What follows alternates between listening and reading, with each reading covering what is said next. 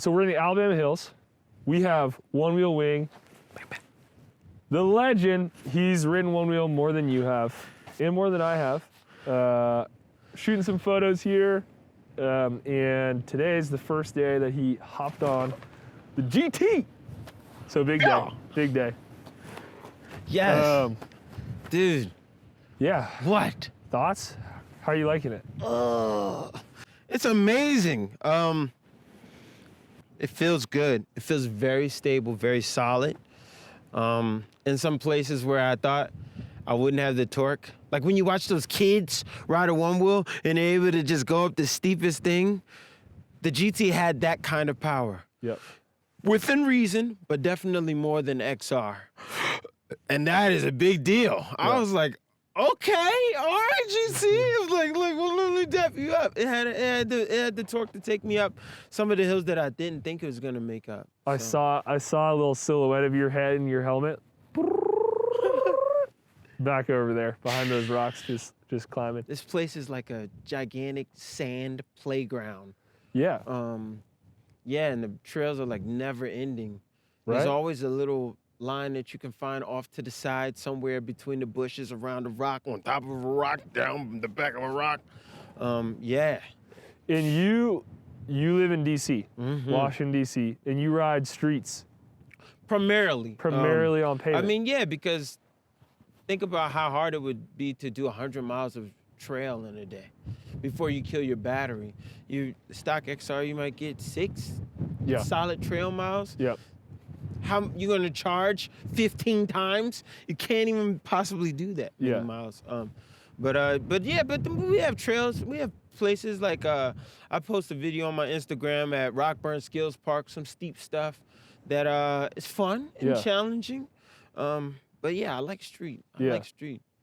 That's part of why I got so excited about you coming out here. Is just because this is such a different world than where you ride every day. Yeah, no, this is. Is it refreshing, or is it like what's that feel like to just be in a totally different environment and like a different style of riding? Well, I'm an outdoorsy person. I'm a quiet person. I prefer a group of 3 over a party of 50. Yeah. So this is my vibe. I'm a stargazer. I like looking at the stars. I like going hiking with my lady, and before Onewheel, mountain biking and camping, fishing. That stuff is fun. So like you got the outdoors plus Onewheel. Plus the newest Onewheel. I think that's why a lot of people love it, you know? Yeah, it's... You were telling me that you spent so much more time outside since you've been riding. Undeniably, though I lost my streak, but I got my Onewheel on May 24th, 2019. There was like a day, 3 days in where it drizzled, and I was still new. I'm like, oh, I can't ride in the drizzle. So I left it at home, but since then I've ridden it every single day. The first weekend I got my Onewheel, I put 150 miles on it that weekend. Wow. In 3 days, 50 miles a day with the stock charger. This is me still like getting acclimated to it.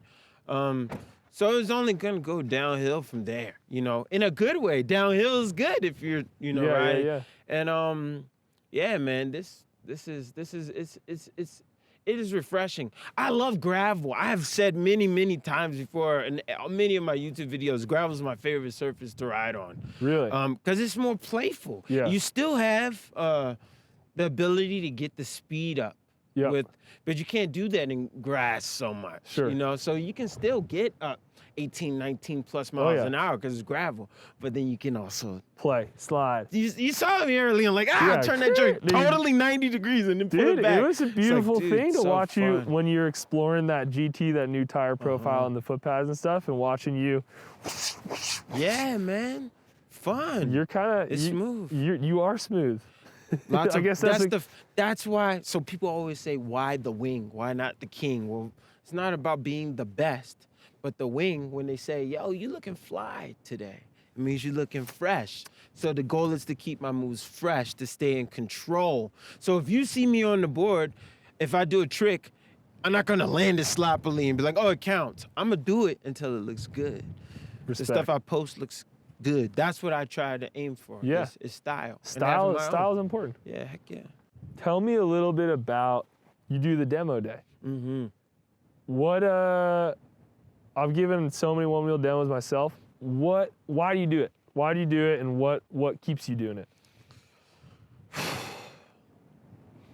One of my greatest fears is that something as magnificent as the one wheel could be removed from all of our lives due to the statements of a few negligent people. Whether that negligence could be a result of them just throwing caution to the wind, or that negligence could be pure ignorance of them not knowing how this thing functions. Yeah. So like, I remember one kid got on, he started riding, I was like, I'm walking next to him, like, do you know how to stop? How are you getting off? And he thought about it, and he was like, I don't know how. I was like, would you ever just jump in a car and just start driving before anyone told you Isn't that the funny? gas? It's like, and that's the beauty of one wheel, because it's so intuitive.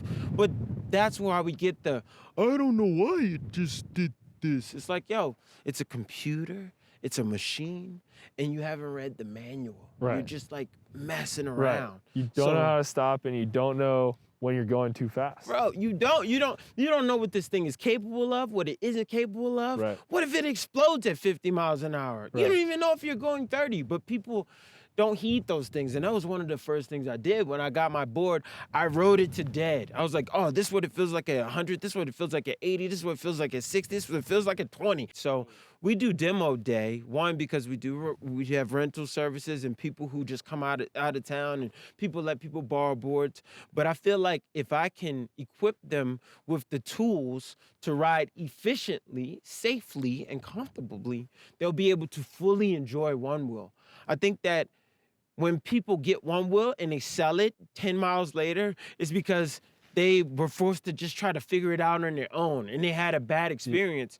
And sometimes that bad experience outweighs the good experience when you're too afraid to try again. But when I'm like, yo, I'm like 30K miles, I'm like, oh yeah, bend your knees, stand upright, don't necessarily turn your shoulders so straight, because you got certain people who ride with their feet angled like this and their turn facing this way. I'm like, that can't be comfortable. You know what I mean? And all those things attribute to a great experience. The trust is up to you, so ride as fast as you feel comfortable crashing at. If you don't feel comfortable jumping off the board at 17 miles an hour, you probably won't feel comfortable crashing at 17 miles an hour. So slow it down a little bit. Not because I say so, but because clearly you're not ready for that. So yeah, I just try to give people the tools that will allow them to experience it the best and have the most fun. Have you seen now, like, people that you've taught get boards and become riding partners with you and come into your... Yeah, for sure. I mean, I'm still learning as a rider, you know, like, it's a constant learning experience. You see people, yeah, I rode my board backwards for the first 100 miles. I'm like, really? Like, share that experience with me. Like, what about dismounting? What about this? You know, and I got a 4-year-old. He's 5 now, to the point where, like, dude, I remember I was teaching this kid and his dad and his brother and his sister how to ride, taught the whole family how to ride, and we're on a group ride through the city, to the point I was so amazed by this kid ripping it, I like ran over the sign and crashed like in the middle of the road. And they're like, oh, the wing goes down. I'm like, yeah, I'm no different than y'all. I crashed too. But like, I was just so amazed by this kid riding down the middle of the road, like having the time of his life, like not tripping. He was just solid. Like, to the point where his father was like, yeah, my 4-year-old can handle the middle of Constitution Avenue. Isn't that epic?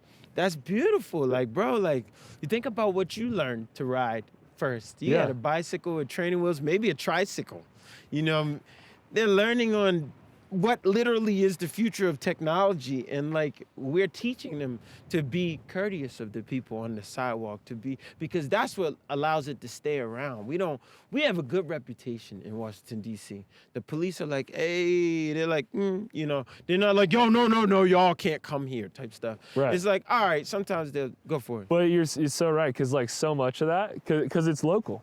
For sure. Everything is local, right? Like how one wheel is treated and how it's considered. And so much of that is about the energy that you put in right? If you're just reckless and disrespectful, then like, of course, people are gonna on all of us. Tell you, get off the street, get off the sidewalk. But like skateboarding, you know, it's like, unfortunately, that's what we have to do as skateboarders. You gotta go. Right. But some people take it too far. Right. You know, it's like, if you had a handrail in front of your house and I'm like, yeah, just a nice handrail, I'm gonna just skate it anyway, you'd be pissed. Even a skateboarder would be like, dude, get the hell out of here. Right. What are you doing? They wouldn't be like, yeah, go for it, bro. Yeah. You know? So, yeah, man, courtesy and etiquette and just standard things like, yo, be careful of like where you ride, certain surfaces at night, during the day, wet settings, etc. Like I give them all that. How angles, like, you know, because they don't know, you know. And I mean, I had a guy who he was doing curb climbing, nudges, whatever you want to call it, his first real weekend at under 100 miles, like because the technique is the technique. If you got the guts to try it, it will work. Trust me. Yeah. You know? What do you what do you say to people who are interested but a little bit nervous about giving it a try? I say, let me walk with you. Give me your hand. Let me walk with you. Experience it.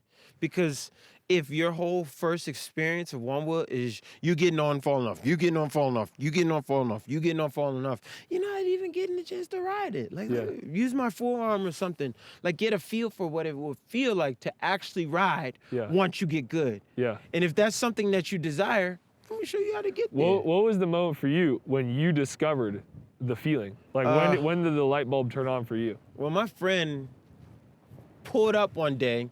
My friend of 20 plus years pulled up one day and he was just riding an XR.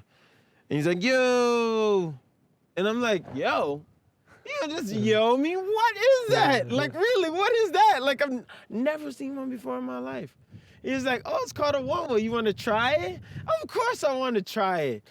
And of course, he gives me a quick rundown. I jump on, you know, like the negligent people that I'm talking about. Yeah. I went 21 miles per hour that day. Ooh. And in hindsight, I'm like, dang, that was so dangerous. No helmet, no gear. But that was it. I was like, oh, this is much better than the minute you stepped on. Did you know? Yeah, it was much better because we talk about functionality. We talk about how things can be used. We talk about, but at the end of the day, it's like, is it fun? Facts. The Onewheel is the king of style. Yep. It has the unicycle beat. It has a standard bike beat, unless you're like wheeling all day long. Like, but that's not functional. Yeah. So you get the fun of wheeling while the functionality of traveling. You're surfing. If you want to, you could have, like my friend Bruce Utu says, you could have a coffee in one hand and your phone in the other, riding through the monument, looking around, enjoying these things. But a scooter, you have both hands here, the braking is jerky, you know, like there's so many different things. Electric unicycle is like, this is just like not the most cool thing, you know. That's why people chose snowboarding over skiing. Yeah. It's literally the same thing. Yeah. Well, as soon as I rode the Onewheel, I knew. I was like, oh, this is it. And that's when I started emailing. That's when I started emailing y'all and got in touch with Joey. But like, that's how much I knew. I was like, oh yeah, I got to get one of these. Like, oh my gosh. And look what happened. And it's changed my life, man. People ask me if Onewheel, they say, do you like your Onewheel? And I always say it's the best investment I've ever made in my life. Hands down. Yeah, best investment I ever made. Without a doubt. That's crazy. Yeah. But that's, I mean, yeah, man, that's so cool. I'm sure many other people can agree. That's so cool. And to me, honestly, my favorite part is just all the people I met. To be honest, you know, like being able to do this stuff, all the places that I've got to go and the people I've met, to me, that's the best part. And that's also, to me, what's so cool about you sharing the experience with people, teaching people. I love that too. I love seeing that joy in others, in that moment that it turns on for them. You see that video I posted that, well, he's 60 plus now. Guy named Jay. I just watched it. Hitting cones. Yeah. He hit the ramp. And like, that's such a good, he's like, that's such a good he's looking now. Life perspective. Is just like, you're never too old to learn something new, to give something a try. As long as you have that mentality, you know, and you have a good approach, You know, like I want to be that guy when I'm Facts. 60, Facts. learning new stuff, Yeah. trying new things. I'm like, Like, don't be ashamed. I'll hold your hand. Literally walk you through this. What is life if you're sitting on the couch watching TV? You know? Like we're living in Back to the Future times. Yeah. Imagine being in Back to the Future times and just watching Marty McFly just roll by and not being intrigued. I mean, like you're talking about that young kid. Like I think about, it's wild that kids are growing up in a world where this is just a thing. Mm-hmm. You know, like how cool is that? Mm-hmm. Yeah. Super cool. We're all together about to usher in this kind of next little era It's here. another like, wave, and the new wave. Yeah. I think Onewheel is going to jump more so to the forefront of electrical options when we talk about range. Yeah. Because I meet a lot of electric skateboarders who are like, yeah, I like it, but it just don't have the range. Sure. You know, because not everyone is like necessarily dying for speed. You know? And even when we think about speed, it's like, yo, we're spoiled when it comes to speed because people are comparing this device to something that goes 60 to a car that goes 120. It's like, yo, but the average person runs like what, 12, 13 miles an hour. You know, so like, I think that with this next wave of boards, especially with the awesome promotion y'all are doing, more people are talking to me about it. My grandmother was like, yeah, see, how's you and your one-wheeler? One-wheeler. But she knows. My uncle who lives in Mexico is like, yeah, man, I seen some of your videos. I see you doing your thing with that one-wheel thing. That thing looks cool. He's like, what about the Pint? Yeah. Like, called it out by name. Wow. I'm like, okay, you know, like, and this is not embellishing, like real stuff. I'm like, I never had a conversation with my uncle about it. So like, the world is catching on. Electric is the future, hands down. So true. Hands down. Yeah. When we talked earlier about the impact of charging your board on your electric bill. Yeah. Yeah, can you say that about your car?